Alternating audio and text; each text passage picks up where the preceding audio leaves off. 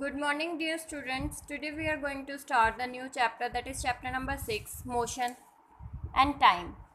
So what do you understand by motion? Motion क्या होता है? जब टाइम के साथ कोई भी ऑब्जेक्ट अपनी पोजीशन को चेंज करता है, उसे हम बोलते हैं कि the thing that is in motion, कि वो चीज़ किस में, मोशन में. और टाइम क्या होता है? समय. Now what is motion? We all often observe that objects like motor vehicles, aeroplane, animals, birds and human beings are having different type of motion. जितने भी व्हीकल्स होते हैं, एरोप्लेन्स होते हैं, एनिमल्स होते हैं, बर्ड्स होते हैं, वो सभी क्या होते हैं, उनके अंदर अलग अलग तरह का मोशन होता रहता है.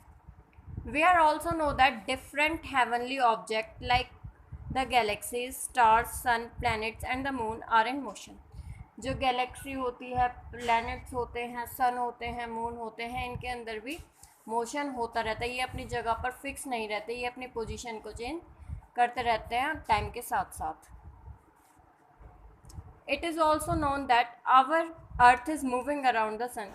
हम जानते हैं कि जो हमारा अर्थ है वो सन के चारों तरफ चक्कर लगाता है. When we are sitting at the place, the blood is in our body is flowing through the arteries and veins. जब हम किसी एक जगह पर बैठे हैं उस टाइम भी हम मोशन में रहते हैं, क्योंकि हमारी बॉडी के अंदर कॉन्टिन्यूसली जो ब्लड है वो फ्लो करता रहता है वेन्स और आर्टरीज के through. Also and air flowing in to and out of our lungs. और जो एयर है वो भी लंग्स के अंदर जाती है और बाहर निकलती रहती है, ये भी कॉन्टिन्यूस प्रोसेस चलता रहता है. रेस्पिरेशन जो प्रोसेस है, हम ऑक्सीजन लेते हैं, कार्बन डाइऑक्साइड छोड़ते हैं, ये प्रोसेस भी कॉन्टिन्यूसली होता रहता है. We thus realise that motion is an internal part of our life.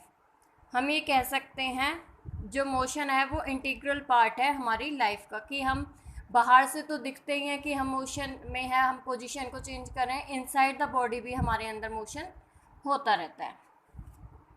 When do we say that object is in motion? हम कब कहेंगे कि कोई ऑब्जेक्ट मोशन में है? An object is said to be in motion if its position with respect to its intermediate surrounding changes with time.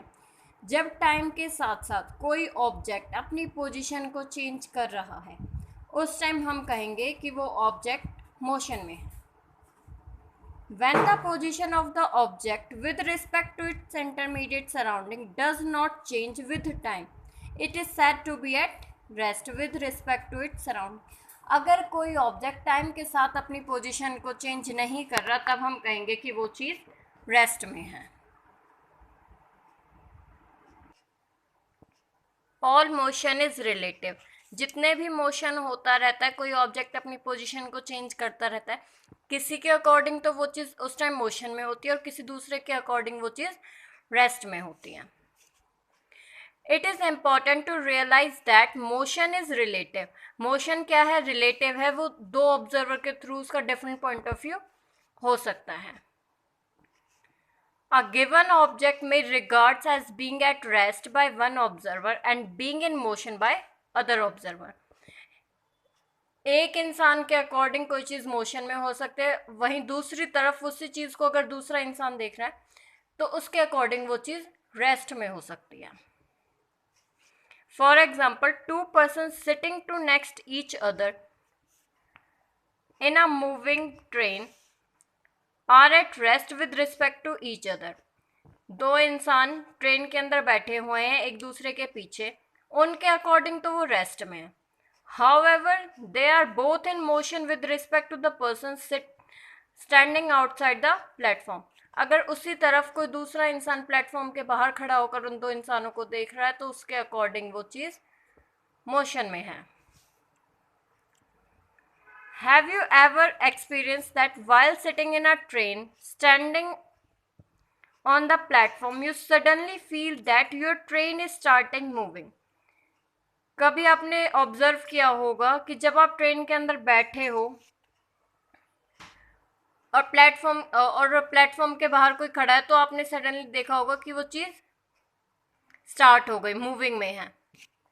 This happens when another train on a moving track crossing your train. ये कब feel होता है आपको? जब कोई दूसरी train आपको cross करके जाती है. Thus the discussion about a given object state as rest, उस टाइम वो चीज़ किस में होती है, रेस्ट में या मोशन में, दोनों में होती है. Depends on very on observer and surrounding you are chosen. अब ये डिपेंड कर रहा है कि आप किसके अकॉर्डिंग, जैसे ऊपर वाले एग्जाम्पल में हमने देखा था जब दो इंसान एक दूसरे के पीछे बैठे हैं तो उनके अकॉर्डिंग तो वो रेस्ट में है, पर जो बाहर प्लेटफॉर्म पे कोई इंसान खड़ा होकर उन्हें ऑब्जर्व कर रहा है तो उनके अकॉर्डिंग वो चीज मोशन में है. We have already discussed in class 6 the object may move in a straight line or may follow a circular path.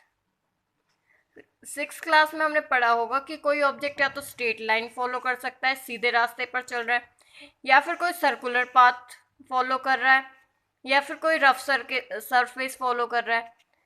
दे में ऑल्सो रोटेट, ऑसिलरेट और वाइब्रेट. वो या तो रोटेट कर सकते हैं, मूव कर सकते हैं, या ऑसिलरेट कर सकते हैं, या फिर वाइब्रेट कर सकते हैं. जैसे इसमें क्या है, ये किसका एग्जाम्पल है, ऑसिलरेट का. ये एक पॉइंट पर जाता है फिर वहीं आकर रुक जाता है.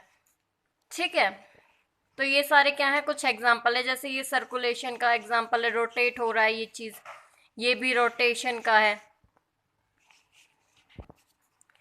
Moving along a straight line, जब हम स्ट्रेट लाइन पर जाते हैं तब क्या होता है. The simplest type of motion along a straight line is called linear motion. जब हम किसी स्ट्रेट पाथ को फॉलो करते हैं उसे हम बोलते हैं linear motion. For example, motion of a train on a straight track. जब कोई ट्रेन सीधे रास्ते पर जाती है उसको हम कहेंगे कि ये चीज़ किस में है, स्ट्रेट लाइन मोशन है या लीनियर मोशन है. Of an apple falling from a tree, अगर एक एप्पल है जो पेड़ से सीधा नीचे गिरा तो ये भी किसका एग्जाम्पल है, लीनियर मोशन का. A hill stone falling on the ground, अगर कोई पत्थर जमीन पर गिर रहा है आके नीचे तो वो भी किसका एग्जाम्पल है, स्ट्रेट लाइन का. और the straight march past of the soldiers in a parade, और जब सोल्जर स्पाई क्या है, आप परेड करते हैं तो वो भी क्या है, सीधे सीधे चलते हैं. तो ये किसके एग्जाम्पल है, सारे लीनियर मोशन के. Can also thought of the example motion in a straight line, ये सभी स्ट्रेट लाइन के एग्जाम्पल हैं. We realise that in all cases the object considered are moving along a straight path. इन सभी पर जो object हैं वो स्ट्रेट पाथ को फॉलो कर रहे हैं, सीधे रास्ते को फॉलो कर रहे हैं. We call such motion as rectilinear और सिंपली एज लीनियर मोशन. इस टाइप के मोशन को हम रेक्टिलिनियर कहेंगे या फिर लीनियर मोशन कहेंगे. डिस्क्राइबिंग स्ट्रेट लाइन मोशन, अब हम स्ट्रेट लाइन मोशन क्या होता है उसको डिटेल में पढ़ेंगे. We need to specify the position of the object at different time. हम अलग अलग टाइम पर पोजीशन को नोट करेंगे कि कितने टाइम पर कितना डिस्टेंस कवर किया किसी ऑब्जेक्ट ने. Consider the motion of a car along a straight level road, सीधे रास्ते पर कार चल रही है, अब इसके मोशन को हम देखेंगे. Choose point O as the point where the car start moving. O point पर एक कार ने चलना शुरू करा. This means that car is at O at time is equals to T. O point पर टाइम क्या है, 0 minute. Let us represent A B C the position of the car at different instant of time. अब A B C 3 point हैं जिस पर time दे रखा है और डिस्टेंस दे रखा है कि कितने टाइम में कितना डिस्टेंस कवर किया.